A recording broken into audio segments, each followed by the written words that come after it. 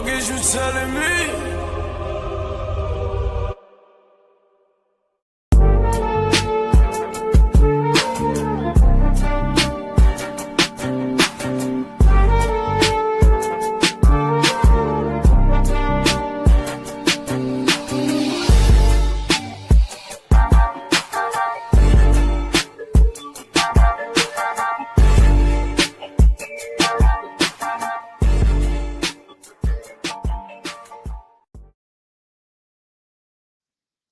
Yes, sir. Yes, sir. You were tuned in to episode 15, Throw the Hook podcast, man. It's your boy G5 Jeff TV, aka G5, aka 5, aka the Guru. First up, I got my dog, man, Ty Finney, the legend in the building. What's going on, bro? What's going on, man? You know, keeping myself warm in this cold weather. Absolutely. You know, this weekend, tomorrow, we got some good fights, man. You know, I'm excited about that. Yes, sir. Yes, sir. And I got everybody's favorite OG up in the building, man. Boxing first vlog. What's going on, bro? Man, I'm just happy to be here, bro. We got a gauntlet of fights that we gotta enjoy. Hopefully, you know what I mean, we get some dust ups going on, some upsets. You know, it's just gonna be a lovely weekend. We got what they would call my big back people would call a schmorg. This is a smorgasbord Man, full of smorg full of fights, man. Like we got so much to cover, man. And this family at this point, man. My dog Jay Will in the building, man. Jay Will, man, what's up, bro? Big shout out to you, man. You know the drill, bro. Put a 1 in the chat if we sounding good. So we can go ahead and get started, man. Big shout out to everybody, man. First of all, big shout out to Jesse Hart for sharing my darn video, man. Big shout out to Jesse Hart. Big shout out to Shane. Big shout out to my dog Teak, man. Teak should be stepping through, man. Stepping through to the show. Just everybody to just support us. You know, at the end of the day, before we get started, please subscribe to Boxing First Vlogs channel. Please subscribe to In This Corner podcast, man. Make sure y'all showing them love just as much as y'all show me love. And once we see y'all subscribe, man, we subscribing right back. You know what I'm saying? You show us love, we're gonna show you love at the end of the day. You know what I'm saying? So we're gonna go ahead and get this thing started just with some casual news, you know, before we get cooking. You know, I think everybody's favorite convict now, Tank Davis, has been locked up after 2 weeks on a hiatus, and you know, he's gonna have to address that situation that apparently is on camera. You know, so it's just another celebrity, another situation that has to be dealt with. Pretty sure some money's going to get thrown around for this guy to. I don't think he's going to get bond because he was on the run for 2 weeks. I do think they're going to make him do a little bit of time, but I think eventually this will get washed up. So, just looking forward to this. You know, just being behind this because I'm like. We got too much fighting to talk about. Too many fights. We talking about one of the key guys in the sport. Don't know how to keep his hands to himself. Allegedly. You know what I'm saying? So we got that going on. Tyson Fury is back April 11th. Hold on a second. Hey man, it ain't a party unless my dog Teak is in the building, man. Teak, what's going on, baby? Yo, 5 was good. Ain't nothing, bro. Hey, Teak, we got so much to cover, man. So many fights, bro, man. Appreciate you stopping through, though. You already know, man, because I had to pull up for my boy. Yeah, for sure. Hey, you know what, man? F the news, man. We gonna go ahead and gonna go ahead and get cooking, man, for sure, man. We got Saturday, Shakur Stevenson, TefimoLopez, man. That whole card is just stacked and loaded. So much to cover with that. Xander Zayas. His fight is going down. That's a unification fight against a old sparring partner of all people. But we'll get into that. And then we got the Pro Box card. Got to show the Pro Box card some love too. Big shout out to Pro Box. We just got so much going on, man. let's get started with, you know what? Let's just start with the undercard for Shakur and Tiafimo. Let's just get it on and jumping. Outside of Tiafimo and Shakur, like what card, like what fight on that card intrigues you the most? I guess Ty, get it started. Which fight you like on that card outside of Tio and Shakur? I'm gonna just run with Keyshawn and Ortiz. You know, I just really want to see where's Keyshawn. How is he going to look? You know, what's his mindset going into this fight? You know, we all know what he poured out there in Norfolk, so all eyes are on him for sure. I seen that. You know, I seen the face off with him and Ortiz. He's doing a lot of trash talking. So to me, he still seems like the same old Keyshawn, but he's gonna have to let the hands do the talking. So this is a new weight class for him, so he's got to test the water. So I think that, to me, that's the most intriguing one. All right. Hey, T, which one you like outside of Shakur and Tiafimo on that card? I agree with Ty. I'm going with Keyshawn and Ortiz because on some real shit, Keyshawn, this is make or break in my opinion. The reason I'm saying that is because you done a lot of talking. You pulled some fuck shit out there in Norfolk. You feel what I'm saying? Like you gotta bring it, bruh. Like we ain't trying to hear no excuses. You've been calling out all these fucking people, even though I don't think he's fighting none of them. But right, you calling out all these dudes. It's time for you to show the fuck up. But to be real with you, y'all, he gonna have a problem on his hand on Saturday night, in my opinion. Because Jermaine Ortiz ain't sweet. Let's keep it a stack. No, like that's a fact. He's the type of fighter that has always given Keyshawn problems, like them boxing moving types. He's the remember our Philly guy Nair Albright gave him a bunch of issues. Like a lot of people thought Nair won that fight. Yeah. That's what I'm saying. And then Nair justified it by whooping on Kelvin. So yeah, he beat the brakes. What I'm saying is that's what I'm saying. Bob Keyshawn, outside of the Shakur and Tiafimo, honestly, I don't think any one of them have pressure on them because they're fine even after this fight. Keyshawn's the one who has to show up on Saturday night. He's the one under the most pressure out of the whole card. A vlog. Is that a fight? Is that the key fight that you're looking at outside of Shakur and Tiafimo on that card? Man, that in my estimation has upset of the year written all over it, based on just because of the numbers, not because old boy is supposed to be so much better, but just because the numbers say he's supposed to be so much better. You talking about a minus 700 for a dude that ain't fought in a year, had weight issues, don't do good with boxers, period. That's why he hasn't faced a lot of boxers. He only faced really one. You know what I mean? Big shout out to Nair, you know what I mean? Revenge that loss against his brother, who is not very good boxer in his own right. So I guess that's karma. But that being said, I think one thing that a lot of us as pundits ain't paying attention to, which makes this an extra tricky fight in my estimation. Old boy Ortiz can fight from both sides, man. Exactly. He's a switch hitter. That could be very confusing to a guy that concentrate on body shots, slowing dudes down. If you can't get to that same spot consistently, the angles keep changing up on you. It could be a very interesting chess match. I got this fight being a little bit better than the main event. That's just me. I think this one's gonna be a little bit better. Yo, vlog, I'm on some real shit, bro. I agree with you. I'm actually looking forward to this one more than the main event. I spoke on it on my last video. Because like I said, Key's under the most pressure out of every fighter on the card. Because you did a lot of fucking talking. And now you running around here happy because Andy Cruz fucking lost. Like, oh yeah, that belt the ass. That's just all time goofy shit. Like, you feel what I'm saying? Bro, you better show the fuck up. Like, I ain't trying to hear no fucking excuses.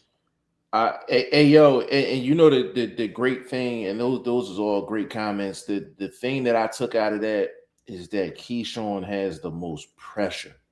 Yep. He has the most pressure, and that was a great point as far as the switch hitting. For people that's not hardcores. That's somebody that fights orthodox and southpaw. Actually, with y'all talking about it, he might be better off switching back and forth in this fight. And I think the reason for that is because Keyshawn Davis is very heavy on the front foot. He is extremely heavy on the front foot. He doesn't do good with boxers because I don't think his feet is that good. He needs somebody to sit in front of him and allow him to work. If Jermaine Ortiz can actually use his feet intelligently without doing too much moving and get his offense off, if he's switch hitting in this fight, he has a major shot of pulling the upset. Like he has a major shot. Yo, Five. What's it? You know, and you know, I ain't mean to cut you off. My fault, bro. But yo, another thing too, people not thinking about Jermaine been in there with some dudes. You feel what I'm saying? He been in there with T.O. I thought he beat T.O., to be honest with you. Yeah. I thought he beat T.O. A lot of people thought he beat Loma. Yeah. That's what I'm saying. Like, he been in there with some dudes. Keyshawn ain't never been a... Ortiz the best dude that Keyshawn been in there with. Facts.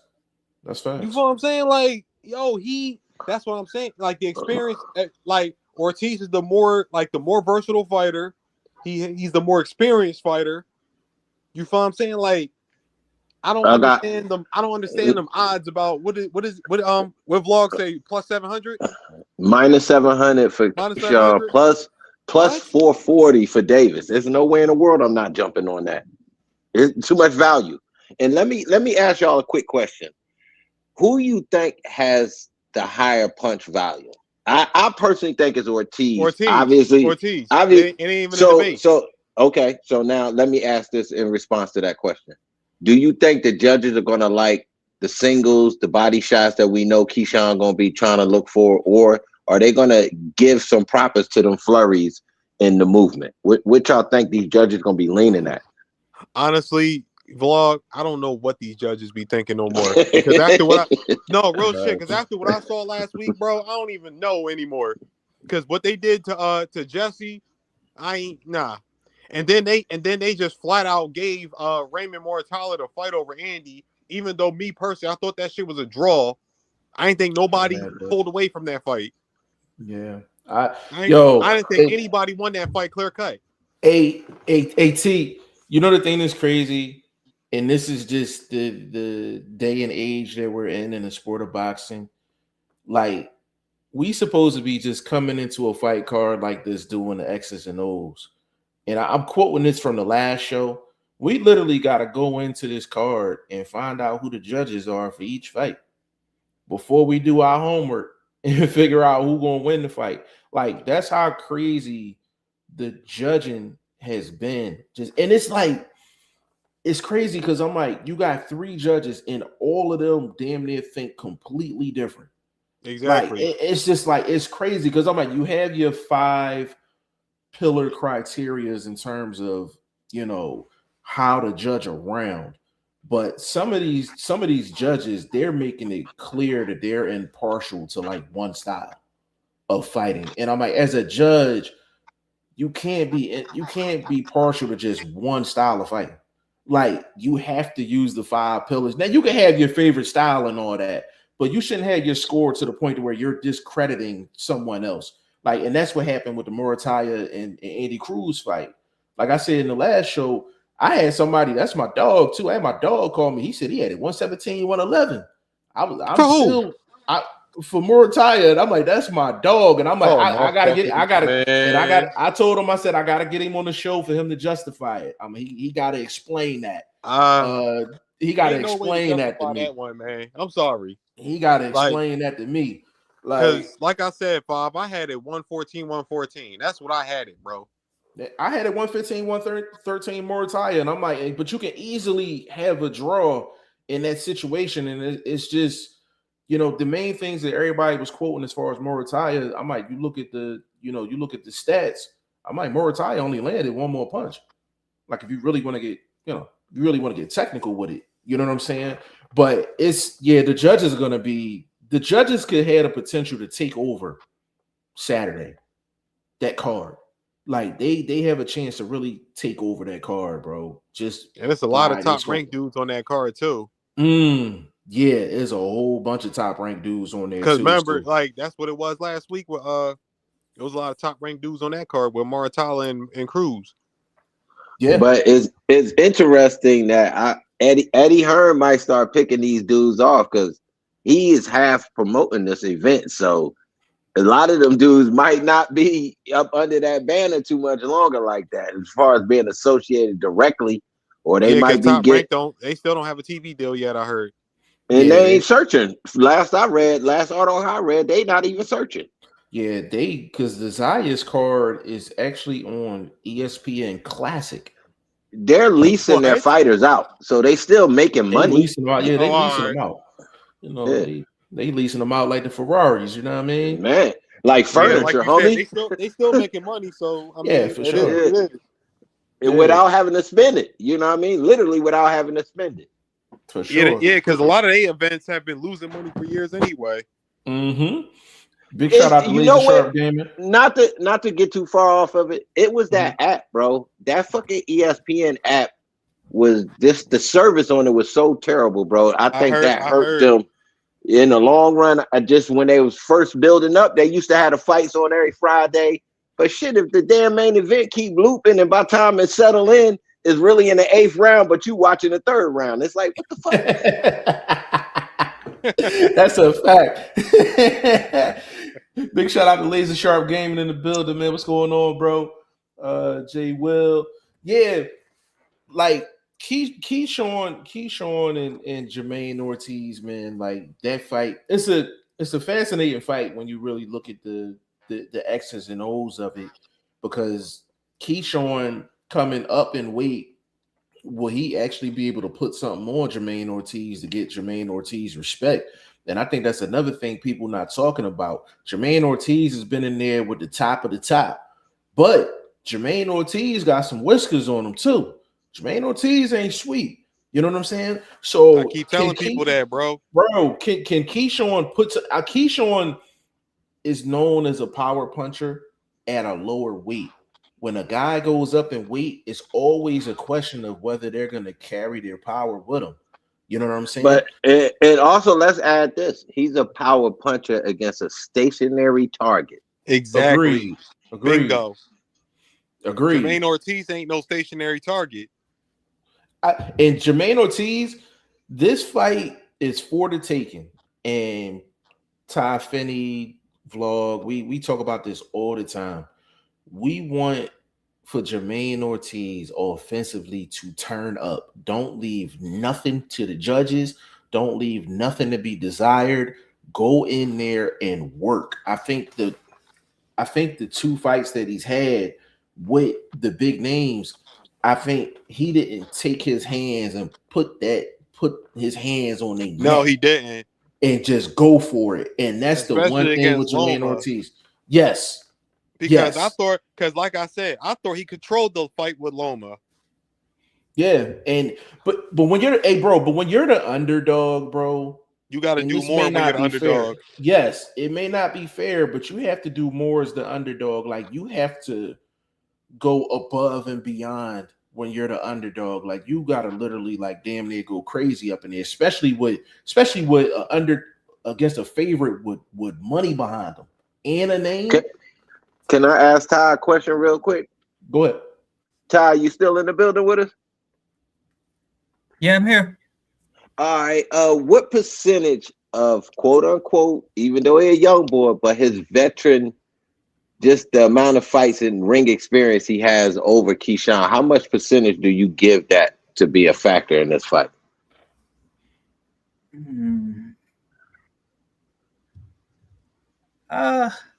Definitely over 50%. Definitely over. Because like I said, he's been, like y'all said, he's been in there with some names. He's been in there with T.O. He's been in there with Loma. He's been in there with the Matrix. You know what I mean? So I give him a high percentage for that, for sure. Y'all, and look, another thing, y'all, too. Remember, we already saw some shit like this a couple months ago. Devin Haney and Brian Norman. That's all I'm gonna say. We saw this shit already. Yeah. Because remember, Devin, we all know he was a more skilled fighter. Remember, if me and you was talking about that for a minute, we knew Devin was the better fighter, but we just asked if he could still take Brian Norman's power. And once he did that, it was over for Brian Norman. It was over. Like the first couple rounds we saw that fight was over. Yeah. I like the power puncher still needs the stationary target. Exactly. Can the power puncher actually track down the guy that's moving? And that's a skill set. That's a skill set. And Vlog brought this up in the last show, even with Murataya and Andy Cruz. Vlog used a great phrase because we was getting into Murataya and him cutting the ring off, and Vlog said no, like he did more tracking. It was almost like he was tracking, and then he would just go. He would just shoot his offense off. And I think we're starting to see that more than your traditional cutting the ring off. I think guys is just trying to get their opponents to a certain spot in the ring and literally like ambush them. Yeah, let off. Yeah, you know what I'm saying? So it's going to be crucial to see if like Keyshawn Davis can he cut the ring off? I don't think he's even been in the ring with anybody to where he has to even go through a process. That's what I'm trying to tell people. Motherfuckers is not listening, man. Like he got cement feet. Look at his feet, like Vlog said. Look at his feet. Them shits is stuck in the mud. He don't even turn. He don't even like if you heavy footed, if you know how to twist and turn. Like if you know how to twist and switch angles quick, I can deal with it. Your upper body movement. I can deal with it. Like Keyshawn doesn't even do that really. Yeah, is this a fight where we gonna find out if he has any back foot game, like able to literally punch out? Well, I've seen him go back and reset and then get off at somebody coming at him. But again, you talking about plotters and guys that's not really throwing heat at him once they get him to a certain spot. So this is going to be a lot different if he can punch in between that combinations, if his timing is right. This is a big fight, man. I think, like I said, I think this fight is a bit more of a chess match, slightly than Teofimo and Shakur because of Teofimo's output. In this one, I don't think we're going to worry about Ortiz's output. We brought it up a couple shows back. Like that's a big factor of which way we lean in as far as picking this fight. But from what I'm anticipating, I think he's gonna let him go because I don't think he's gonna fear what's coming back at him. Not like that. Old boy needs build up to get his KOs. He's not a one-shot guy, so I don't think he's gonna fear that power like that. And unless his target is in front of him and he can let those body shots create some softness in the mid-drift, really start slowing a guy down, it's not gonna work against a dude that's going left to right, pivoting on you. We're going to find out if he can pivot and get out of danger. Well, his defense is going to really show us something. We're going to see how defensively he's grown because he's going to get pressured in this fight at some points because Ortiz is going to have to come forward. He's going to have to. He's not going to be able to win it on the ropes like per se Cruz did. Cruz did a good job. Yeah. I think Cruz is a little bit better boxer than Ortiz is, but I think Ortiz lets his hands go in different ways that Cruz doesn't. Cruz, like I said earlier, Cruz punch selection isn't the deepest. You know what I mean? He don't have all the shots in boxing. At least he doesn't use them consistently. Even if he does know how to throw these shots, he doesn't use them consistently. So I think Ortiz does. He flurries. He's up and down. He straights. He's hooks. You know what I mean? So he really tears off some combinations with different style punches. A Vlog, even just to add on to that real quick, and I don't want to get off topic with this, but with Andy Cruz, that experience, that lack of professional experience was so important because the basic professional things that he needed to win that fight, he was unable to do it. And Bozy, some things can't replace experience. A good trainer can't replace experience. Like the thing that's crazy about the Andy Cruz fight, number one, he never put his foot in the ground and said, "Hey, I'm taking the middle of the ring." Not one time in that fight. Not one time. And people have Jeff, ahead, not to cut you off. That's not to say he didn't have aggressive moments. So agreed. I'm with you. If y'all listening to us, let Jeff cook. I'm with you. That's the thing. He never took his foot and put it in the ground and say, hey, I'm taking the middle of the ring. You're the one that's going to move around. You know what I'm saying? That's number one. Number two, it was less than 5 clinches in the fight? Less than 5? It was less than 5 clinches. So part of boxing is clinching to get on the inside and do some inside work. You got to clinch. You know what it is? You know what it is? You know what it is also? You're imposing your will. You're showing your strength to your opponent also, forcing them backwards, turning them. So it's different little things that come with clinching. Yeah, it's the different little nuances. So Andy Cruz didn't do that either. And on top of that, when you're fighting on the back foot the entire night and you're moving as much as Andy Cruz was moving, your legs, you can tell too. When it was the 10th round, 11th round, it was almost like, damn, like where my legs go? Like, you know what I'm saying? All that moving around. All that moving around, it's like a weight. If you're moving around all night, it's like a weight that's coming down on your body. So the deeper you are into the fight, the more stationary you're going to be. It's going to be more taxing for you to actually be moving around. And that's why he lost them. That's why he lost them championship rounds. That's why he lost the last 2-3 rounds, Bob. He doesn't have his legs was a little bit gone. Cruz don't have never been that deep into the fight before. Yeah. Cruz don't have a come forward game yet, and that's why people's talking about him going down to 130. I'm like, no, like stay where you at. No, stay there. Stay there. Like you ain't gotta go nowhere. Stay there. I was like, you took your loss. You know exactly what you got to do now. You know exactly what you got to work on. You know what I'm saying? But that's the thing. His style can win against other fighters. It just didn't work particularly against that guy who technically probably is a 140. You know what I mean? He just that's still able 135. That is 135. Yeah, so it worked. It obviously worked if people are saying it was a draw. Even the bald head demon that I went against, I was battling online with. He even thought it was a draw, but I told him, you can't say it's a draw. Who's the bald head demon, bro? Man, the boy Michael Condra. I ain't gonna. He ain't my homie. He called him the bald head demon. Man, yo, Bob, what's that fucking funny ass song that they got out right now? That bald nigga shit. Oh yeah. That vlog got me thinking about that shit, bro. That's why I'm cracking the fuck up. Yo, that's funny, bro. No, but I'm mad because he said he agreed, and I'm not mad if you said a draw. But don't turn around and tell me you also agree with 116, 112.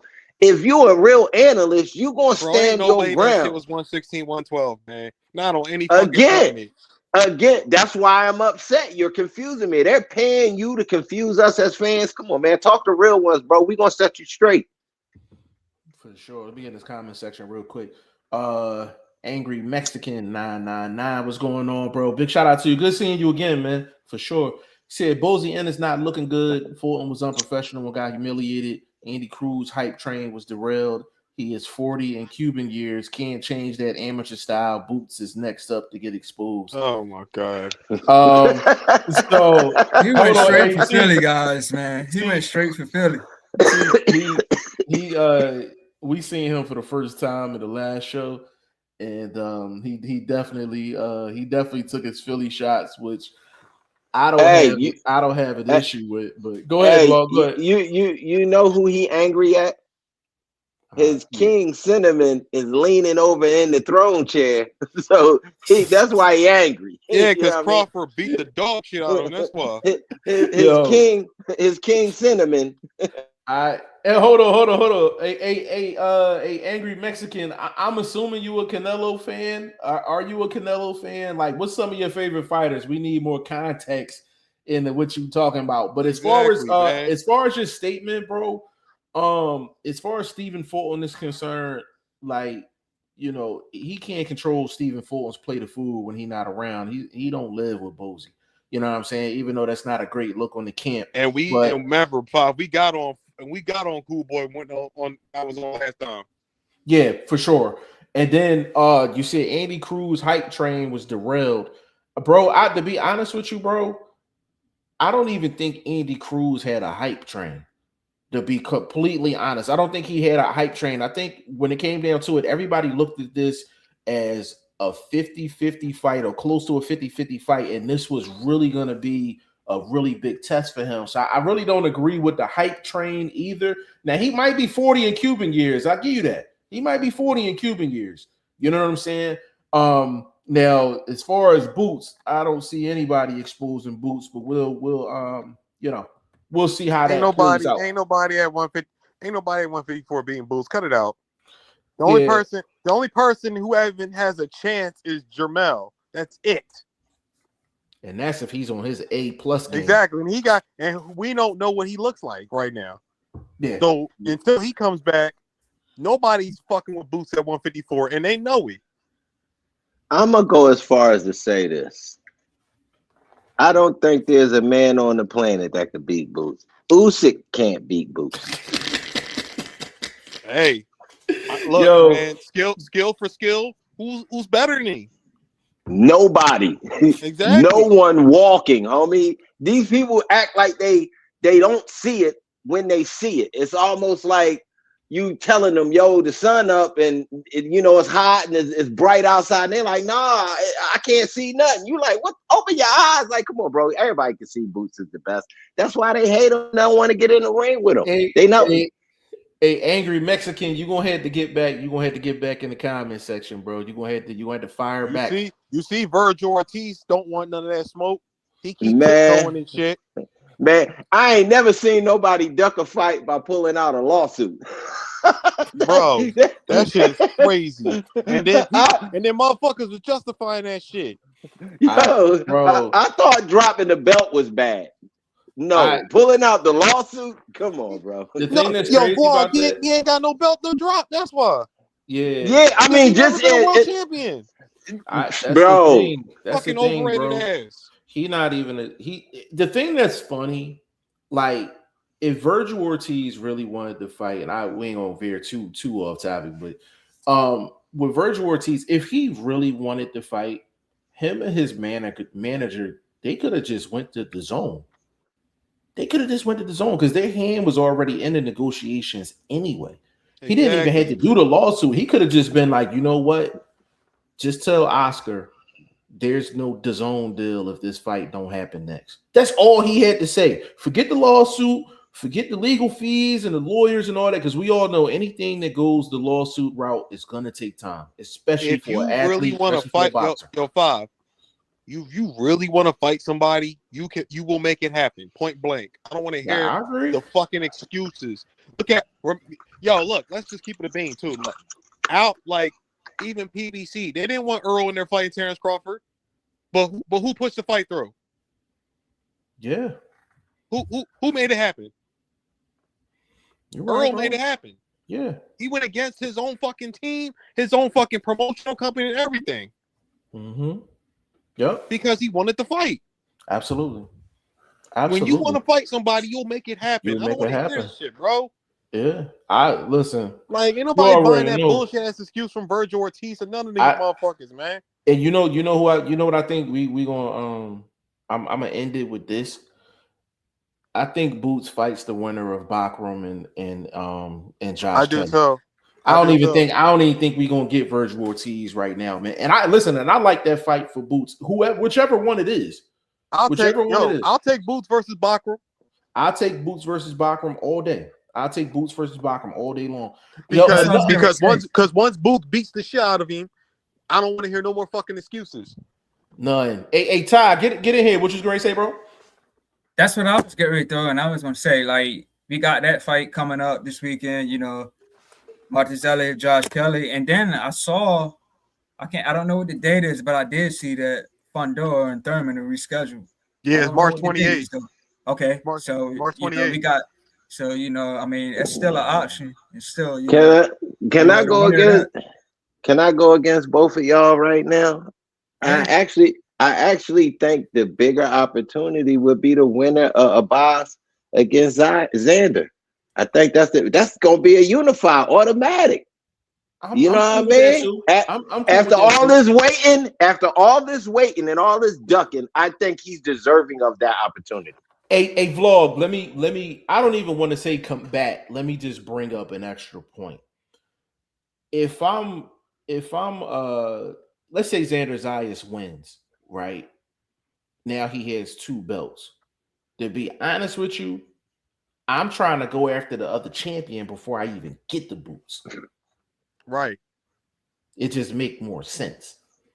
Yeah, especially if you fighting around the same time, negotiation wise, the timing won't be too bad. I kind of get that.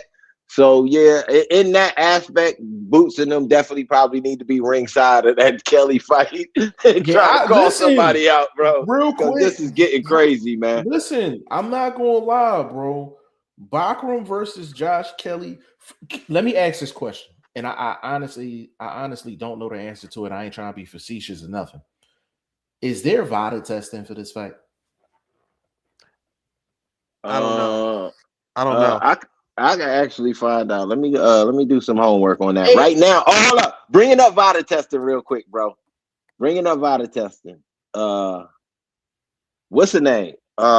There's no testing for this Barrios and what's the boy name? Ryan Garcia. Lion Ryan. There's no open testing, bro. There's no open testing.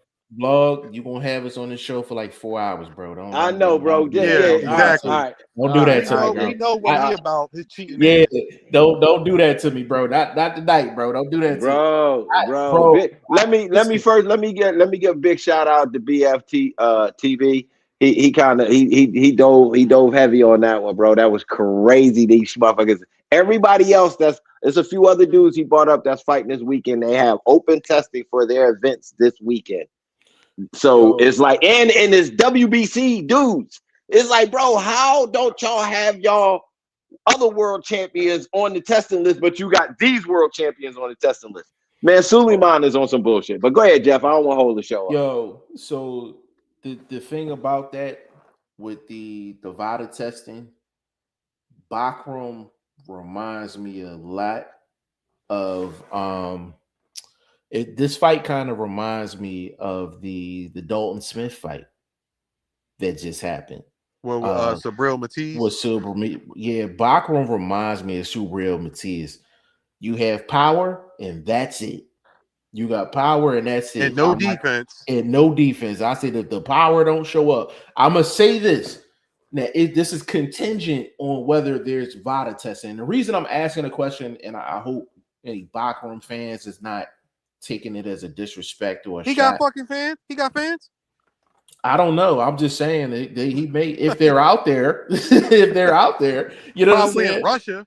Yeah, if they're out there. But guys, and I hate to say it, but a lot of guys that are on PBC cards that have their come up on PBC, a lot of them don't be getting VADA testing, bro. A lot of them don't be getting VADA testing, bro. Like, and they don't get it until they reach the top of the top. So if there's VADA testing, and everything's on the up and up, if Josh Kelly can take Bakram's shot, well, I say because Josh Kelly's the more skilled fighter. He's the more skilled fighter. He's the more talented fighter. The more talented fighter. If he can take his shot, that fight could potentially. I'm not going to say it's going to look like Subriel Matias and Dalton Smith because I don't think Josh Kelly hands. I don't think he's throwing like Dalton Smith is throwing. But I could see him getting a decision if he can take Bakram shots. That's an interesting fight as well. That is a huge fight. It's just on the wrong weekend. Than people think because of the weight it holds in the division. Absolutely. And 154 stacked, bro. 154 stacked. Super stacked. And there's another name that's probably getting ready to come back too, to 154. Who that? Errol Spence Jr. Yeah. So he's the biggest name. And he's the biggest name. Hey, do me a favor, spell that fool last name real quick. Who you talking about? Bakram? Yeah. Go, hey, bro. Just go. Like when you type it up, right? Just type in Josh Kelly. Oh, I'm about to His say, name, bro, because ain't his nobody, name, ain't his nobody spell name will that come nigga up. name, man. Yeah. because I'm on Vita right now, so I'm trying to look it up, but I ain't want to do it on camera looking all crazy and shit. All right, so go I ahead, would finish the ask, convo. I'll get y'all that info. Hey, Finney, go ahead, bro. yeah, I am concerned about Backham's inactivity. Like he hasn't fought since Tim Zoo, but I've read about how his manager saying they were trying to get opponents and nobody wanted to fight him, so he was staying busy. No, But he's my not question lying, bro. was, He's not was he lying. motivated? Was A he lot of people was motivated with all the ducking him. I ain't even gonna inactivity? cap. Yeah. He ain't lying. A lot of people was ducking. I'm not even gonna front on that dude. Yeah, Yes. Ty, that's a good point, man. A lot of Like, people was turning him down. yeah, Yeah. and the thing about it, bro, like with Bakram, Oh Boots has yeah. the same Oh yeah. problem Hold on. as My fault. Bakram. My fault, Five. I ain't mean to cut you off. My fault, Five. I Nah, just you had to good, get this but out there real quick. yeah, I was just thinking, like, I mean, Y'all it's hard know to who say. ducked. You're a Y'all know who champion, ducked right? Bachram, right? Y'all know who ducked him, right? Cool. The same nigga as ducking Boots. Oh yeah, for sure. Yeah, Virgil. Virgil. Yeah. They put Yeah. an offer out on the table for So if Virgil. you if Go you're ahead, a Ty. Go ahead. champion, if you're a champion and you've been inactive, for the whole 25, I mean, it's hard to stay motivated. I mean, you going in the gym, you putting the work in, but you ain't getting the calls, you ain't getting no contract signed. So I mean, but here we are, first month at 26, and he's jumping in there. So I'm like I said, I'm expecting for a good fight, but I am concerned about the inactivity. You know what, Ty? That's a good point, man. Because inactivity for the power puncher that's not very skilled is not good. It's not good. Like your power punchers, you need them to be active, especially if you are a major champion. You need to be in the ring like 3 times a year. You need to be in the ring like 3 times a year for sure. That's a great point. Definitely. Hold on. We got my man Angry Man back in the building. He said Boots doesn't want to deal with that IBF rehydration clause. Bro, you may not be wrong about that, bro. Like to be honest with you, that's why he went up to 54. Like if he was a champion in another weight class and he could have came in at like 167, 170 on fight night, like some of these dudes do, he'd still be at 47. He'd still be at 47. But Yeah, that the IBF rehydration, you can't go past 10 pounds. but the thing is though, you're doing two different rehydrations within a 24-hour period. Like you have to monitor the initial weigh-in, and then you have to monitor the same day weigh-in, like the morning weigh-in, and then you have to complete your rehydration. You know what I'm saying? Like, so you have two different versions of the rehydration when you're talking about the IBF. When you're talking about other sanctioning bodies, WBC, WBA, WBO, you could just, after you weigh in, you can eat whatever you want. You can hydrate, get your electrolytes back in your system and all that. So I think the IBF situation is very relevant. That's a good statement. He said, do we have another UK Dalton Smith upset? Possibly. Josh Kelly is the better skilled fighter.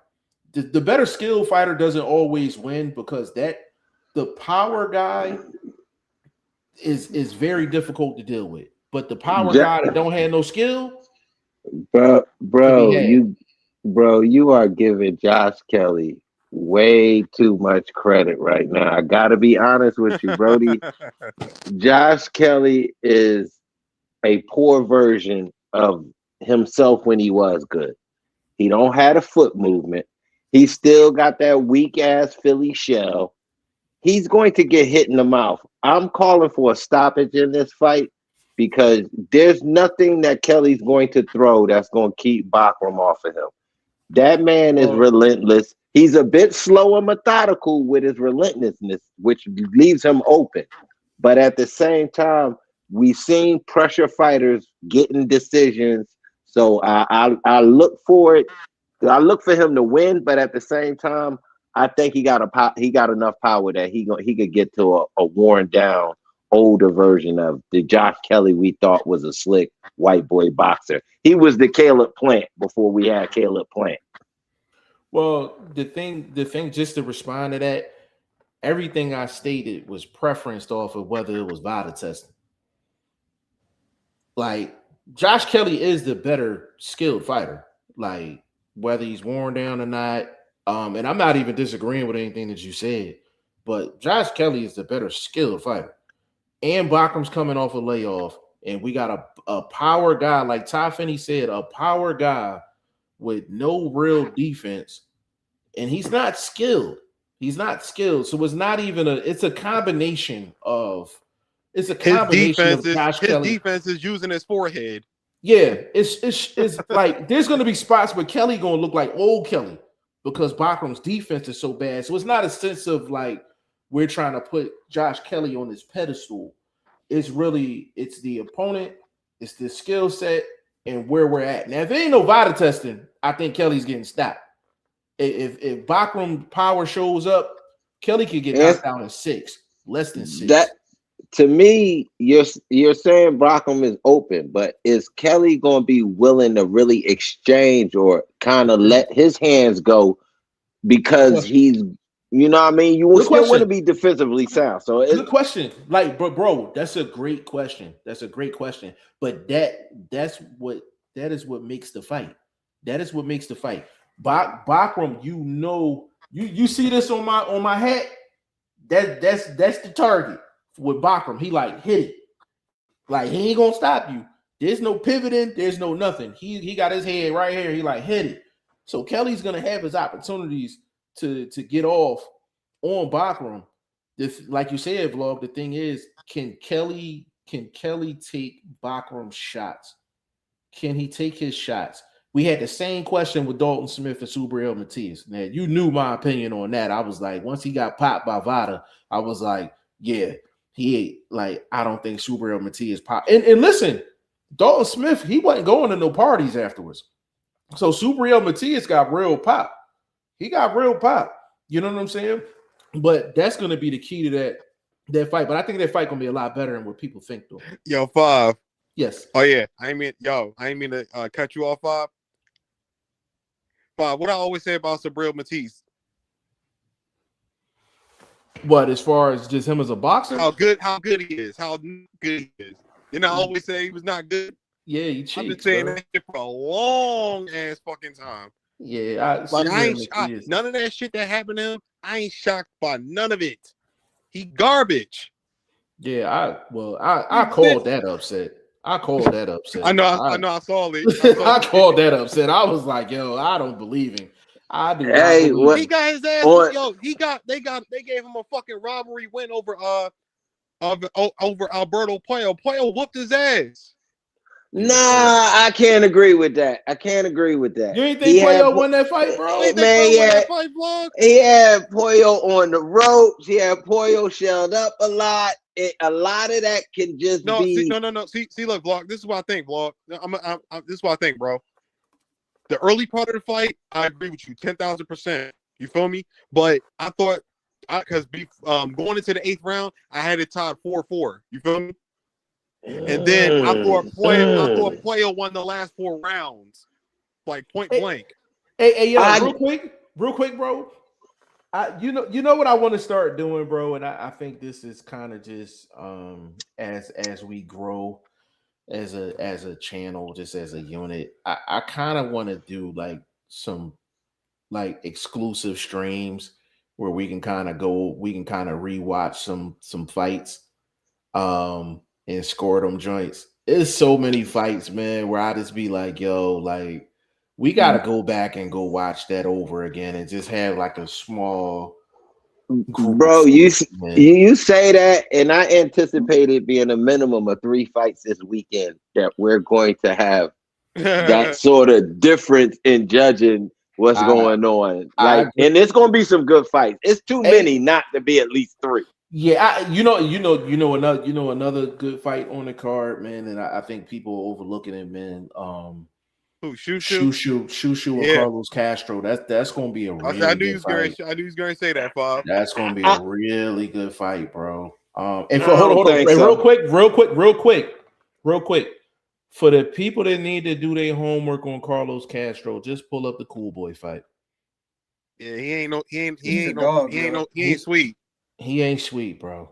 He ain't He sweet. took it to Cool Boy, man. Yeah, I thought, listen, you can make the argument he won. He beat Cool Boy. You can make the argument, and he got yeah. a clean knockdown. He got a clean knockdown in that I fight thought too. no, That's what happened when I thought with that fight, 5, I thought Cool Boy only won by 1 round. Real shit, because that's Yeah. how. And if Castro would have got the decision, I wouldn't have been mad.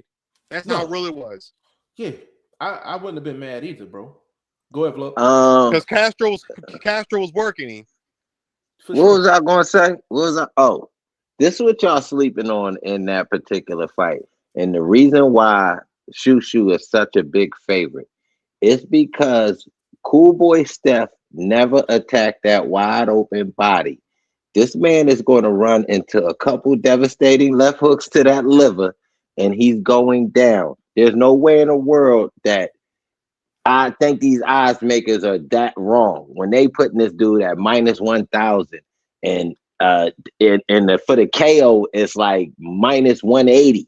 You know what I mean? So the numbers is big for a reason, and I got him stopping Castro. Which could possibly happen. And listen, Absolutely. Shushu's a bad boy. Hell yeah, is a he's bad good. boy. He's good as shit. He's everything. real good. He's everything they talk about. Shushu is a bad man. And the thing about going back to the Cool Boy fight with Carlos Castro, the thing with Cool Boy actually did good body work in that fight. He did real good body work. Actually, that was part of the reason why he got knocked down. I want him to fight for me. That's what won him the fight. I 31 by round. Yeah, facts. Because he had to dig in. But this is the difference: effective body work. No, currently, right now. Yeah, he did some good body work though.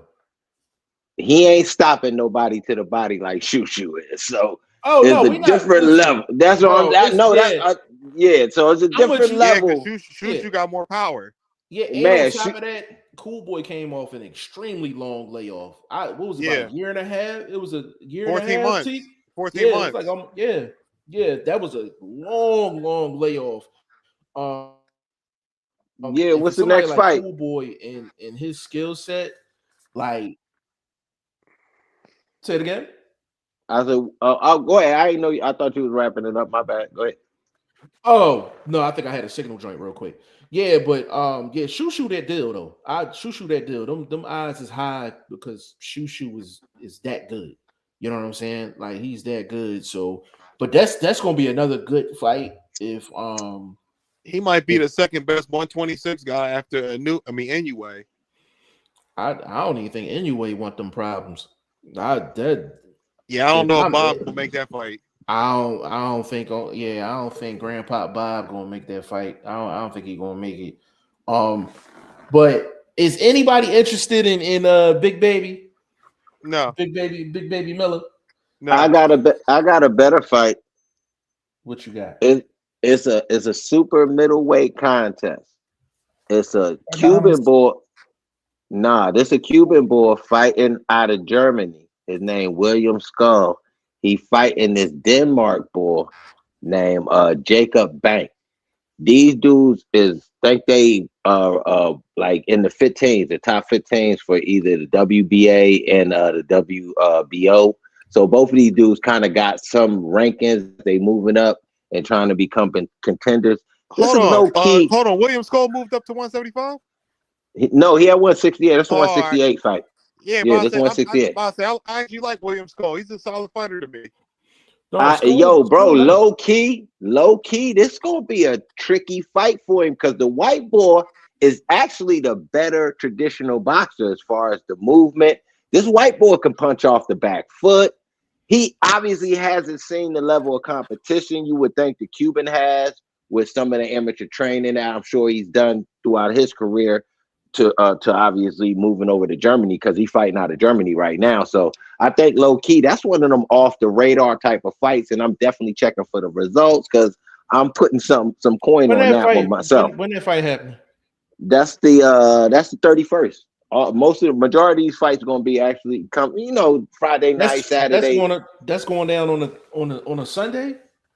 Nah, well, technically, the way pro box eyes do it, they dates be off, but it's this weekend. It's either Friday Okay. night or gonna be Saturday. Oh, But that's I'm on getting my Box. I'm not sure what that's I gonna said be on. Billy's probably not on Pro Box.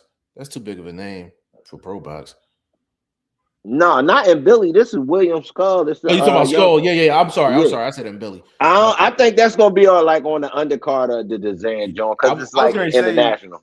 even with Skull, I think Skull is too big of a name for Pro Pro Box. box. Yeah. Yeah. I think it's gonna definitely it's an international fight, so Hey, you know Dezan be holding them down. hey, listen, like nobody's talking about the Carlos Adames and Ammo Williams either. I spoke on it. That's what I was Oh, going to say. Hey, Ty, go ahead, Finny. Yeah, to me, that's the fight that I'm anticipating under Keyshawn and Ortiz is Adames. Like, I know it was a long time ago now, man, but I still can't get over that stoppage he did to Climate Till. Man, that was bad, man. That stoppage made me a big fan. But I know that was a couple fights ago though.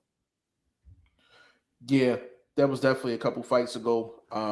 But yeah, that's a fight that's definitely flying under the radar for sure. Carlos Adames and Ammo Williams.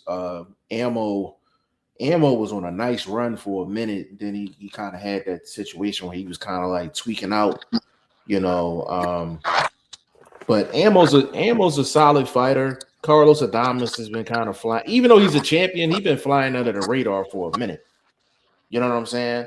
So I think that's a good fight, though. I think that's a good fight for sure. Hey, Vlog, what you think about that fight, bro? I actually like that fight because both of them had their moments against the European boy Shamazi, Shazam or whatever his name is. What's his name? Y'all know who I'm talking about. Yeah, Sherrod. Yeah. Hey, T, that's your background, bro? Yeah. Yeah, I gotta step out, yo. I gotta step out. Okay, go ahead. Step out. Come back. All right. That fight actually, bro, because both of them dudes had their moments. But if you look at the way that fight panned out for Ammo, his best defense was his offense. Literally, the way he combinates with his hooks and staying close to Shirazi is the way he was able to stay in that fight. When he got caught at distance, trouble. You know what I mean? So we seen what happened as the end result. Now, if you look at the same thing with Carlos Adames, who I thought he got robbed. I'm not gonna lie. I thought he had old boy shelled up way too much in that fight. He made him miss a lot. So the head movement. And doing that head movement, I think he's more susceptible to the hooks that Austin Williams throws. So I think I like that fight to go the distance. I think each guy's styles kind of going to smother themselves with the way each guy does have their defense. Because Adames don't have traditional hand up guard. You know what I mean? He's a lot of upper body leaning and, you know, trying to be swift with it, but he's getting older and slower. Hey, Vlog, can I get the numbers on that fight, bro? Let me get those numbers for you real quick right down here. Sorry for the head having the lean.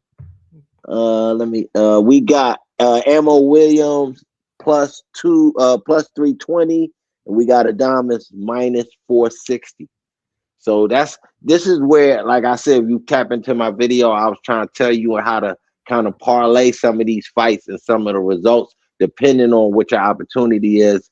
FanDuel gonna give you the best opportunity to put a lot of these fights together where you just looking for fights to go the distance. You looking for your guy to just win. You know what I mean? And a couple of them you can actually call for some KOs because I got the boy Josh Padley going for a KO. You know what I mean? So I got some picks that's kind of gonna put me a nice little ticket together where I should have a fun weekend, try to pay attention to these fights. Hey man, we got family in the building, man. Boxing Learner in the building. Say what up, G5, man. Boxing Learner, what's going on, baby? Big shout out to Boxing Learner, man. I I love the Adames and Emma Williams fight. I love it simply because with Adames, you know exactly what you're gonna get.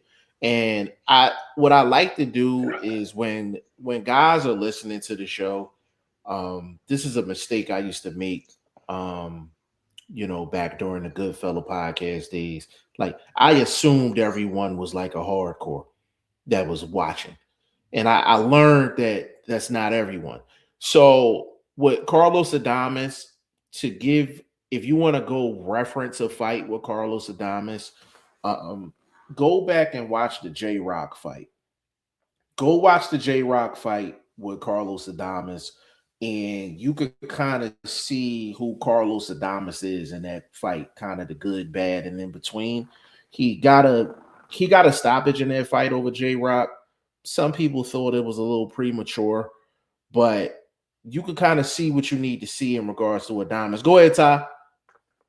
Yeah, I remember that vividly, man. I remember like people thought that was like a premature stoppage. I remember that vividly. Like, yeah, Jay, like, I think he was kind of, I don't think he like complained, but you can see that he wasn't cool with the stoppage. Yeah. I thought it was a little premature.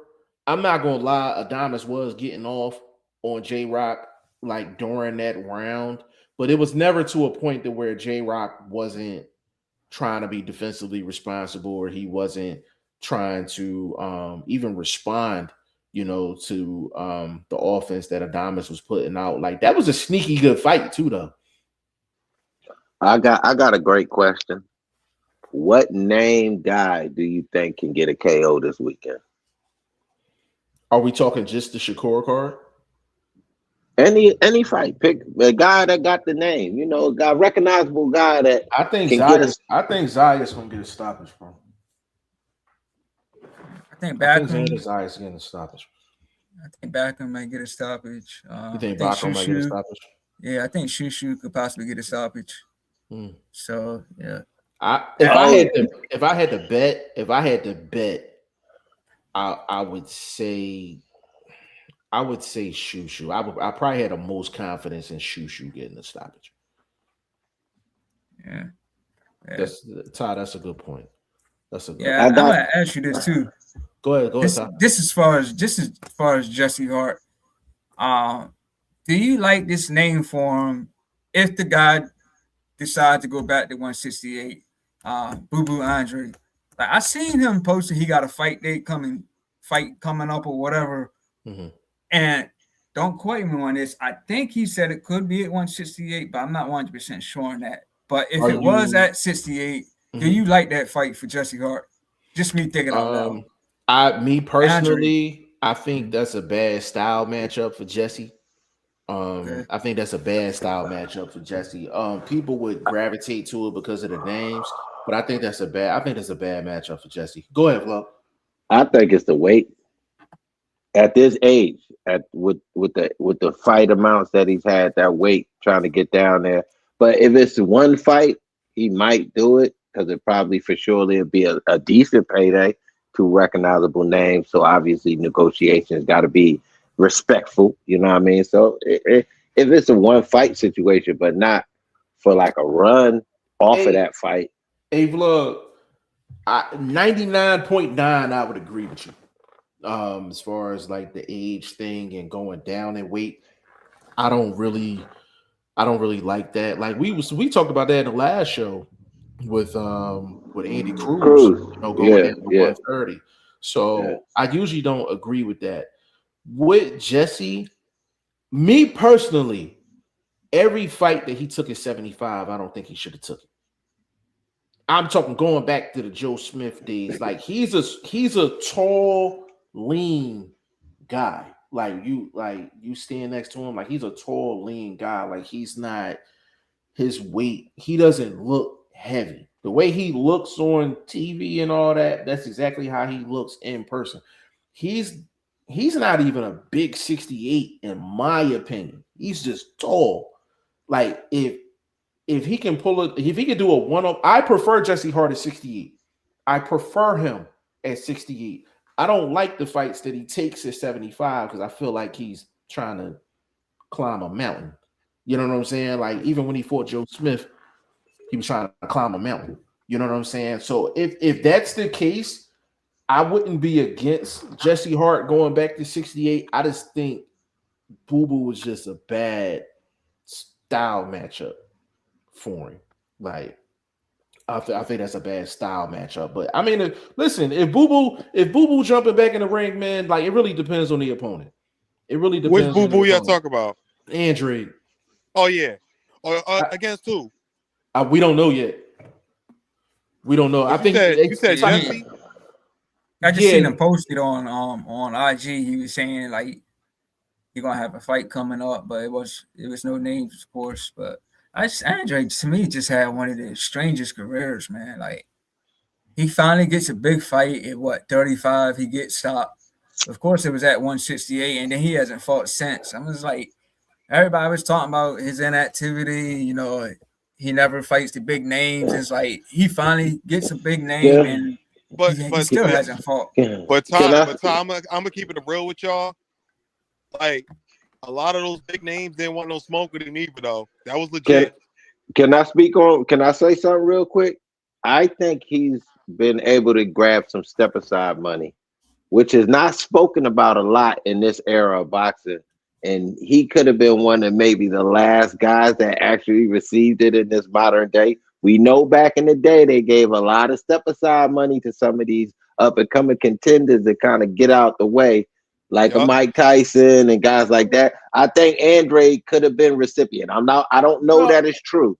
No, I can definitely say it's true. Like Andre was definitely eating when he was champion and all that. Like he was the number one contender. Like he definitely got a couple paydays just to step aside for sure.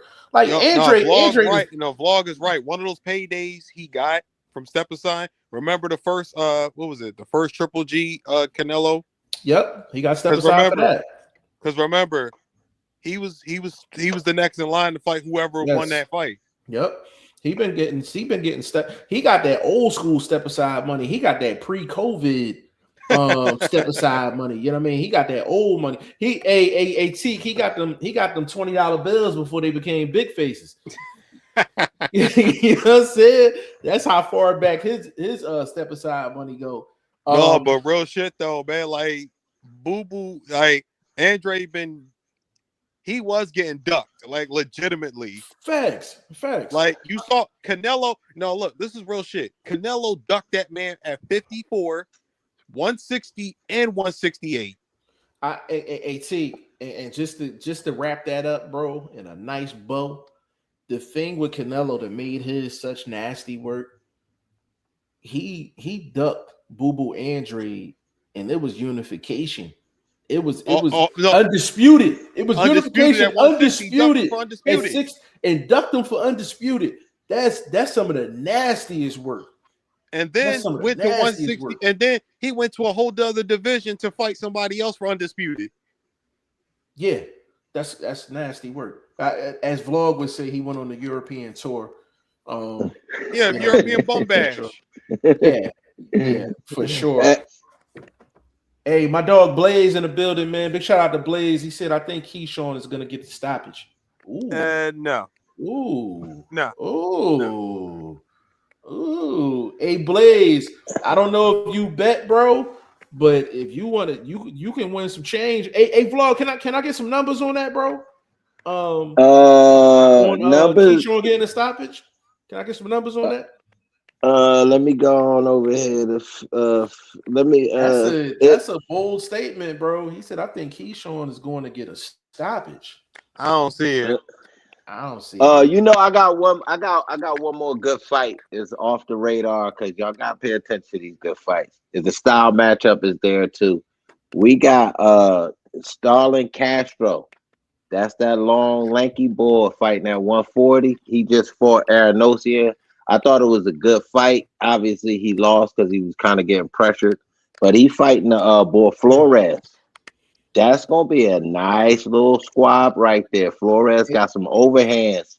Hey, so, oh, shit. Yo, Five, I got to step out again, man. Go ahead, bro. Do your thing. Step out, bro. shorty, fuck you know what it is, Fox. Bro, you ain't gotta say nothing, bro. You ain't gotta say nothing, bro. I just hit my line after the show. If you get time, just jump back in. We can hear. Oh, bet. All right, bro. Fellas. All right, fellas. All right, man. Peace. I'm getting the numbers. Just hold on, bro. Give me a Shout out second. to There's my a lot of dog fight. Teak, man. Big shout out to him. Hey, Ty. We ain't even get into the main event, man. TefimoLopez versus Shakur Stevenson. Ty, I know we asked this during the last show, but I'm gonna ask you again. Who do you like? What's your thoughts on that fight, man? Like, what you thinking?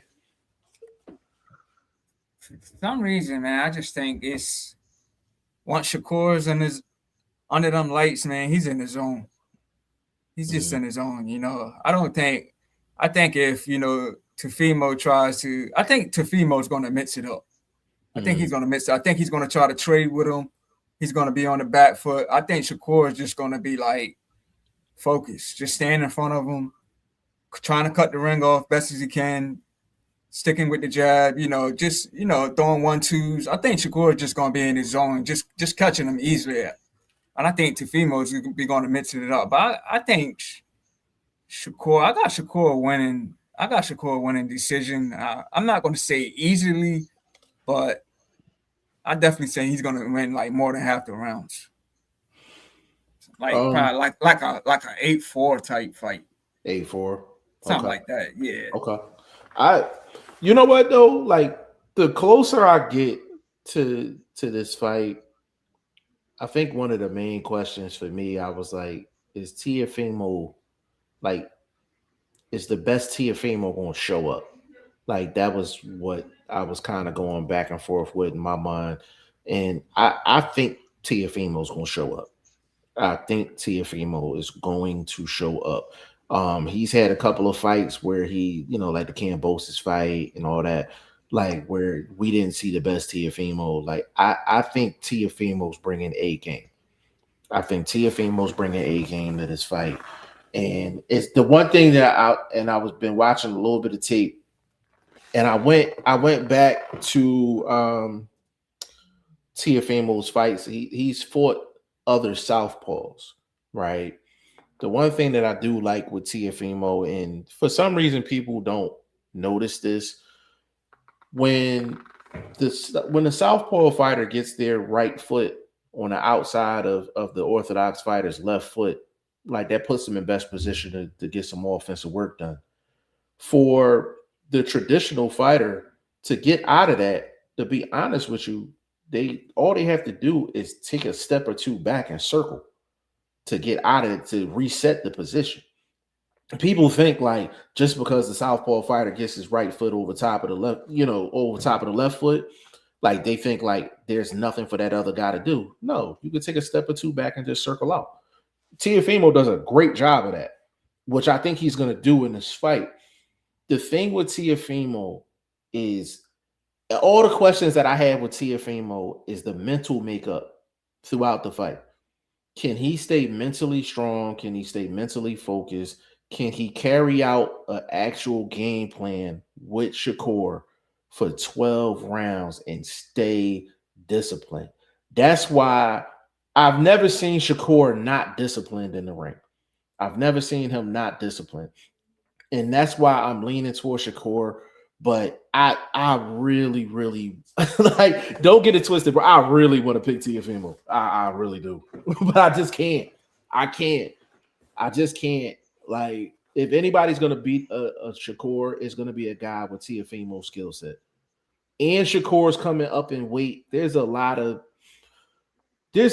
reasons for me to be like, I think Shakur could get upset. I can't do it. I just can't do it. I think Shakur is going to pull it off. But I think it's going to be more so Shakur. I think Shakur is going to show me something more offensively in this fight. I actually think he's going to get off.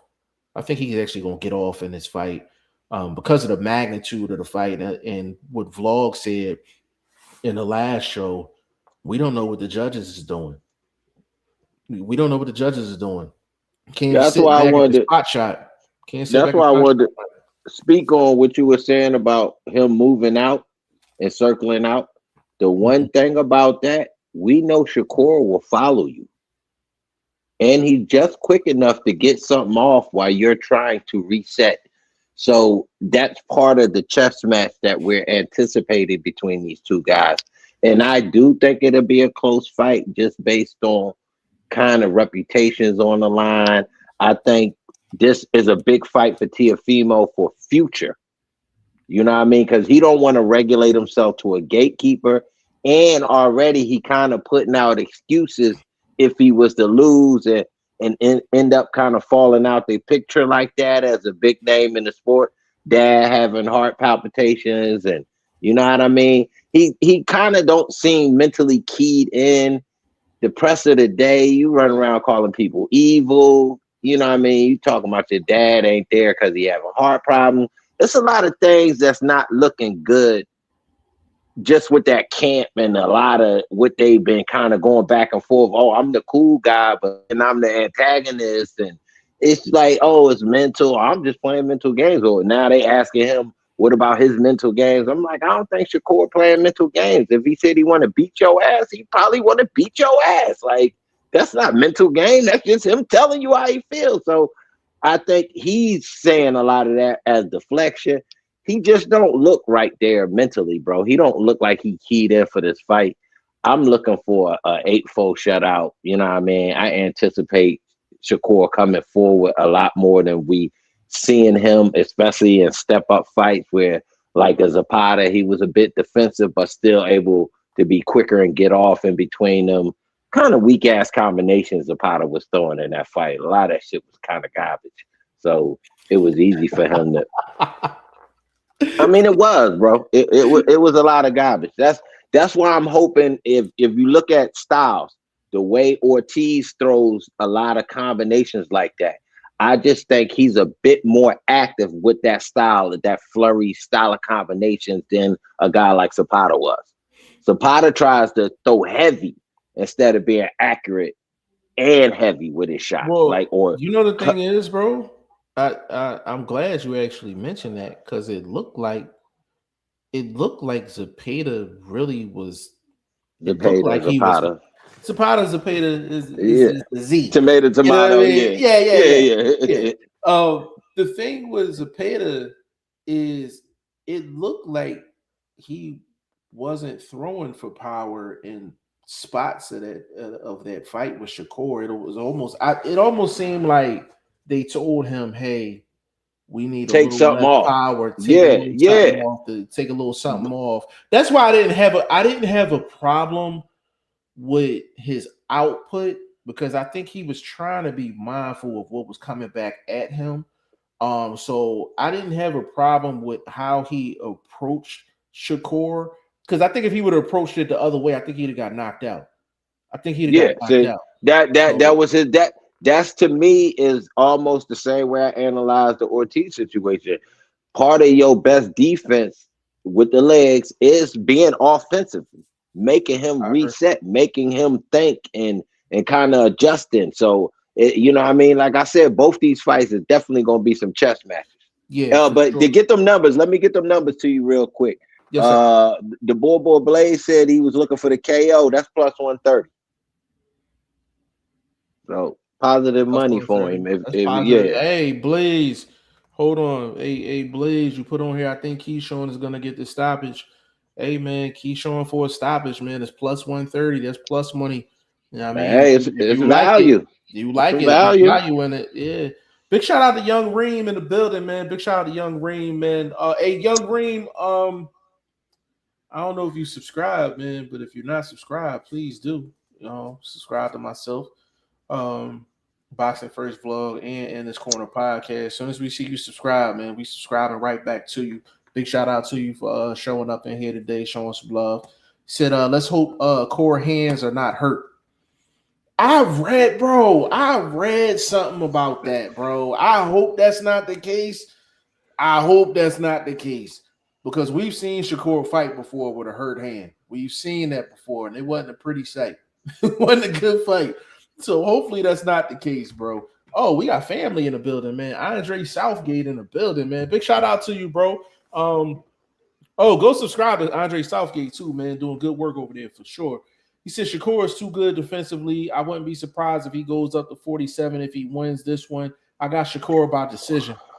Southgate, I think that's kind of like the standard opinion. I think it's the standard opinion. I think a lot of people are going with Shakur decision. To be honest with you, if Shakur is on his A game offensively, I can see him hurting Teofimo in this fight. I can see him hurting him. If y'all want to subscribe to In His Corner podcast, that's the link for Ty Finney, for sure. And vlog, I'm gonna get you a link on the playback of this podcast for sure. But yeah, I think that's a really good chess match between Teofimo and Shakur. But Teofimo's gonna let's make this clear. Teofimo's gonna need some help. He's gonna need some help in terms of Shakur not being disciplined. I think if Shakur's disciplined, it's gonna be very difficult for Teofimo to get a win. But he's gonna have to hope for Shakur just to not be disciplined. He's gonna need some help. He's gonna need some help. That's not gonna happen. I don't think so. Based on who we know he's being supported by, the cast that helps the coaching, bring him along with his grandpa. So I'm not going to take no credit from grandpa. Grandpa to molded a solid boxer, obviously a pound for pound guy, top 5 right now, even before this fight starts.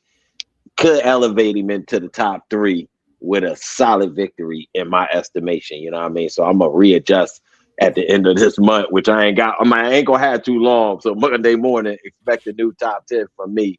You know what I mean? Probably just a few adjustments. I'm personally, I had Motorola in my top 10 to start this year. Really? Moving him up. You know what I mean? So it's gonna be an adjusted top 10, but yeah, definitely after this weekend. But yeah, bro, it's some great fights, man. I think this one is going to be the chess matches to start the year.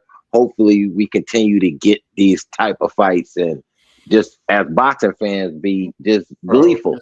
That's a great word, gleeful. Yeah, I second that, man. Like this is like boxing, like OD. Like this is like buffet style. You know what I mean? Like it's so many fights, bro. I'm not even gonna lie. Like I'm not even gonna lie. Like you take like Pro Box TV. Like of course I'm gonna lock in on Pro Box TV, and I'm glad they're coming on tomorrow, except for the 31st. But there's like certain fights. Like I'm gonna have to split this up. Like I'm gonna have to split Saturday up. Like straight up, bro. And I gotta work Saturday too. I do too. I literally have to split. To be honest with you, of course, the Shakur card I'm covering. I'm watching the entire thing. But like the Xander Zayas card, like I might have to catch that Sunday morning. I ain't even gonna lie. I might have to catch that Sunday morning. They might get the Shakur card from me in the Bachram fight. Like that might be the max I can do on Saturday. And then Sunday morning, I can catch up on the Xander Zayas fight, and I might watch the Pro Box joint again. But this is like boxing at its finest, bro. This is boxing at its finest, man, where you have so many good cards, you got so many good fights, you got so many things to talk about. I mean, bro, just with this show, because we can wrap it up. Just with this show, bro, I'm like, we ain't even really get into the ammo in Adames fight like that. We ain't even really get into the Shushu fight like that. We ain't even get into the Zayas fight like that. Like that's how packed it is as far as boxing. Like, listen, right now, boxing is where it's at. Yeah, and it's actually some low key good matchups, bro. Style wise, there's a couple of donuts on the line this weekend as far as some good rankings for. Especially 140. It's 140 active. 140 is definitely active for sure. Yo, they got a young boy named Jordan White. Young boy coming up at 140. He fighting the boy Willie Shaw. That's a nice little, you know what I mean, nice little name to put on the resume as he's coming up in that 140 rankings. So you got Flores, like I said, fighting Sterling Castellano. It's gonna be a sick card of fights this weekend. Yeah, Andre Southgate, he said, yeah, Shakur has a good straight left, could hurt T.O. for sure. You know, a Southgate, you know the thing with that, bro, and people don't take this into account. Fighting a guy like Shakur, and if you want to take it back, fighting guys like Floyd, um, it's important to make them miss too. It's important to make them miss. Shakur is so used to being accurate. You have to make him miss as well. That helps trying to set the table to get him undisciplined. I got a question. You made me. What is the best way to make a miss? Is it the natural cat-like reflex that we've seen a younger TO do? Or is it hold up, let me finish. Or is it traditional hands up, little bit of head movement, staying offline? Which is the best way to defend what Shakur does for TefimoLopez? I think getting underneath a lot of shots. Thing with Shakur really doesn't throw. Shakur don't throw a lot of uppercuts. So, as far as his body work, he's stationary when he throws his body shots. A lot of Shakur's accuracy comes just straight shots up top. A lot of them is just counter shots, pot shots. With a lot of pot shots, you got to get underneath them. And Teofimo is best for him to get underneath them shots, not only to get him out of the way of the shots, but it's going to get him closer to where he can put in his own body work as well. So to answer your question, I think getting underneath some of those shots is going to be what's best for him. now, do you think this version of TefimoLopez still has that athleticism to do what you're saying? Now, I get what you're talking about. He did it against Comey. He did it against Loma, where he's able to kind of bob and weave his way in, staying low, staying offline, countering. I get that. But does this version of TefimoLopez possess that ability to do it for 12 rounds, to make it count too? That's the key. I think over 12 is going to be the question. Do I think he still got the athletic ability? Yeah. Do I still think he can do it? Yeah. Do I think he's going to show up Saturday? I think Teofimo's definitely showing up Saturday. My question with Teofimo is rounds 9, 10, 11, and 12. I'm not worried about Teofimo in the first 8. I think he's going to show up. It's going to be how many rounds can he get within the first 8? That's the key to the entire fight for both guys. And it goes back to what you said in the last show. It's the judges. We can't forget about the judges in this fight. We have to factor in, hey, which judges are in here? Which style do they usually score 10-9s for? Which style do they usually favor?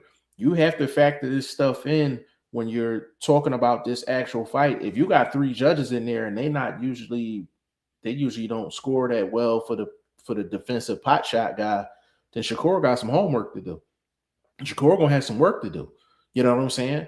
But if you have a judge that's not partial just to the guy that comes forward and that's it, then Shakur can kind of just play his game. I think the judges is gonna have a lot to do with this fight, but I think the first 7-8 rounds is going to determine this fight, like who's up and by how much. If T.O. can be even with Shakur after 8, it's going to be very, very interesting if they're even after 8. I think the one that's going to be the telling for the fight, though, it's going to be the one that's going to really make a big difference. It's going to be punch output. I agree.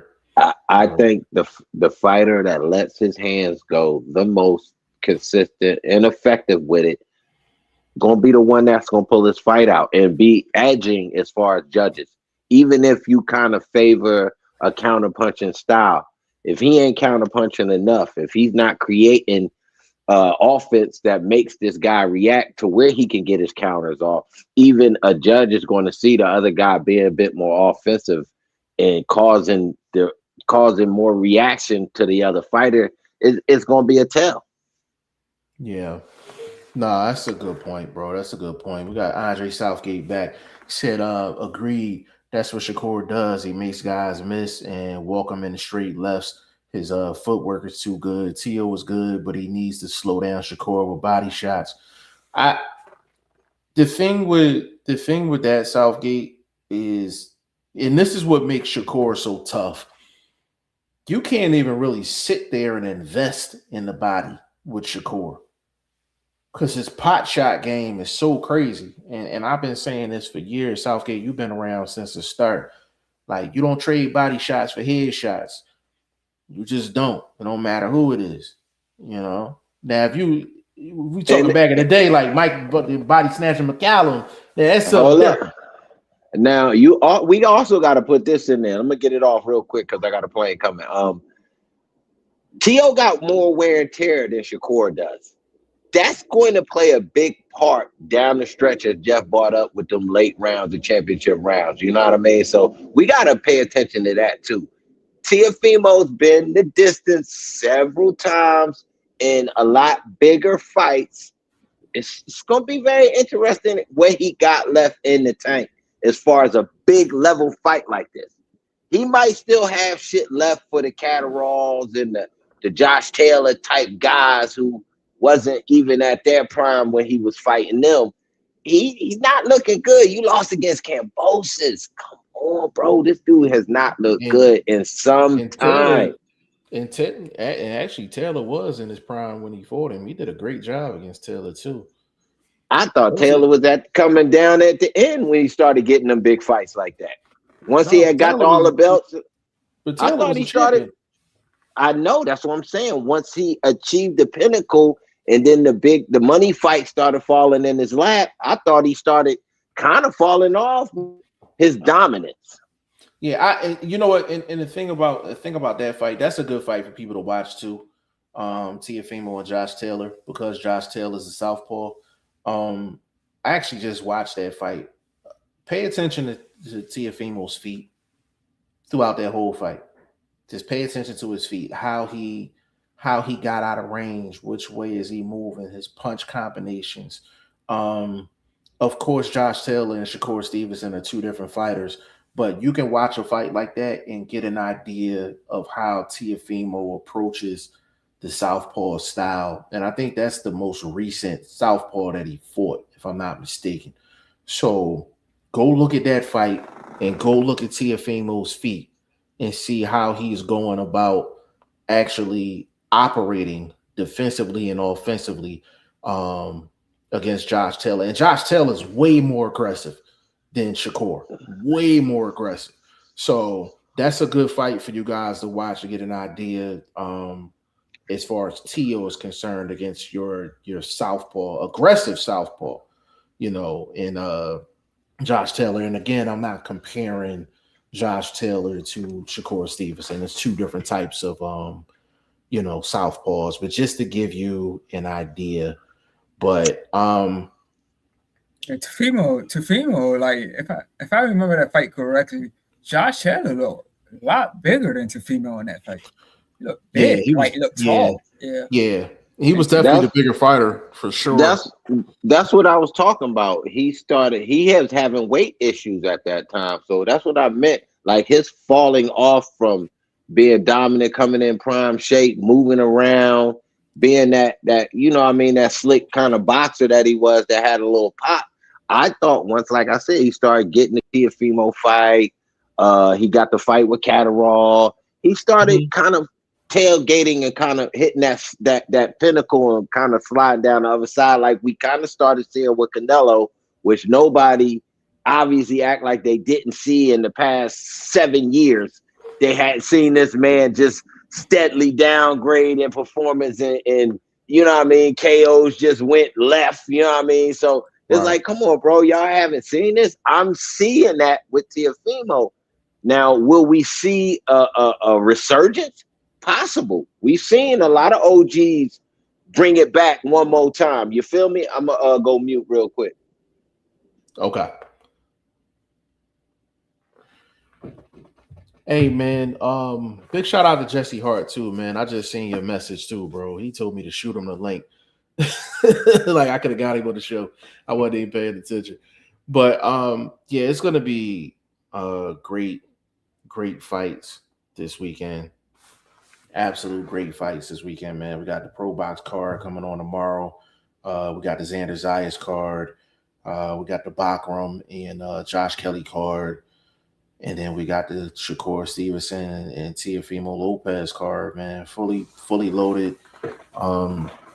I to be honest with you, I really need to. Sundays ain't really been good for me, bro. Like I think I done tried to schedule a show on Sundays like 2-3 different times, and it just didn't work out. But we really need to get on Sunday. Like I really gotta make it happen. I gotta work, but we gotta somehow do a post fight. Like we can't wait until like Tuesday the next week to recap. You know what I'm saying, Ty? Like, Yeah. we gotta get one in on Sunday, man. I'm gonna make a point of it to get one in on Sunday, bro. I'm gonna hold you to it, man, because I'm gonna do like a partial, like probably like 3, maybe 4 hours top. So I'll be ready. Yeah, I have to, bro. I have to. It's listen, I ain't gonna lie. It's gonna be a tough task because I gotta work like a full 12. You know what I'm saying? So brother, definitely gonna be groggy. But yeah, that's just something that just has to happen. There's too many fights, too much stuff going on. Like can't wait until Monday to recap that. So, we gotta be topping them algorithms, baby. Yeah, for sure, man. But yeah, we're gonna get up out of here, man. Hour 36 minutes strong. This was a good one. This is a good one, for sure. Hey, Ty Finney, man, give him your social media and all that good stuff, brother. Appreciate you jumping on, man. Yeah, man. Podcast in this corner, Facebook, Ty Finney, IG, The Legend 3447. You know, I'm just a hardcore boxing fan that just love to chat boxing, man. You know, this is my safe space, man. So I'm always here to do it. For sure. Everybody favorite OG, man, Boxing First Vlog, man. Appreciate you stopping through per usual. Let them know what you have going on with the channel, upcoming videos and stuff like that. Oh man, well, I did a lot of homework. You know what I mean? Gotta get that knowledge in. Can't be out here talking about these cats and you don't know what you're talking about. So I put out a banger of a video that will help anybody that's trying to get a little sneak of money. You know what I mean? Take wifey out. Tap into that video, man. I went over a couple of these fights, decent ways to you know what I mean, try to get some coin off of them, man. So that video is up. You know what I mean? On my YouTube page, you can see the name Boxing First Vlog right there. So tap in. You know what I'm saying? And I'm on Instagram using #1 Boxing #1 ST Vlog. I'm always posting the numbers, posting news. You know what I mean? So I'm just a big boxer head myself. I'm just an OG at it. Been doing it a long time since the oven. You know what I mean? North Philly, you dig? Yes, sir. I'm all over the place, man. Facebook, TikTok, Instagram, YouTube, everything G5 Jeff TV. I'm gonna try to crank out as many breakdown and prediction videos as I possibly can between now and Saturday. And man, it's just so much to cover. And as I think for people to understand what Boxing First Vlog, Ty Finney the Legend, and myself, and big shout out to Teak too, Teak Sports. Big shout out to him. It takes so much to actually do what we're doing. I think people don't really understand what actually goes into it in terms of the preparation and things that needs to be done before we hop on this camera, and do what we do. And I know sometimes we make it look fun, we make it look easy, but it's not easy. You know what I'm saying? It's not easy. You're trying to stay ahead of the algorithm. You're trying to do as many videos as possible on top of day-to-day life. You understand what I'm saying? So it's very difficult So we appreciate everyone that takes a second out of their time to listen to In This Corner podcast interview, to watch a Boxing First vlog video, you know what I'm saying, to watch a video with me and this another guy. Michael Johnson Boxing Man said, yo, what's going on, bro? You came in on the end of the show, but we're gonna be back Sunday, dog. Big shout out to Michael Johnson Sports. You know, but we just gonna try to crank out as much work as we possibly can. I'm not gonna lie, I think we found something with this 7 o'clock start though. I'll call both of y'all after the show on that because I don't think y'all seen the numbers I seen. But listen, man, this was a good one. Episode 15 of the Throw the Hook podcast, man. Ty Finney, the legend, everybody favorite OG Boxing First vlog. My dog Teak stepped in. You know what I'm saying? Looked out for us. And listen, Sunday, I promise you, we on Sunday. We have to. I'm gonna hold you to it, Brody. Yes. I'm gonna hold you to it. Yes, for sure. I'm gonna be tired. Listen, you know what I mean? I'm working 7 days this week, but I'm getting all these fights in. I'm gonna be at the job watching fights if I got to. Oh, bro, I'm definitely gonna be at the job watching fights, man. I'm gonna actually do the thumbnail for the show probably Saturday, so I'll schedule it like Saturday morning for Sunday's show, man. But we gotta do Sunday. I'm actually message Jesse Hart now. I'm gonna ask him, can he pull up on Sunday's show? Because he definitely messaged me during the show asking me to shoot him a link.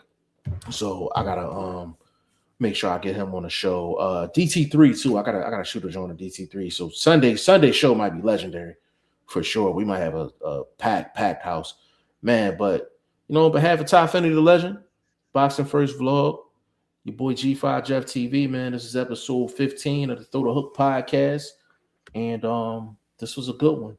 And we're gonna see y'all on Sunday to recap all this madness that's gonna go down between tomorrow and Saturday. So we're gonna see you on Sunday. Peace. Peace. All right, G.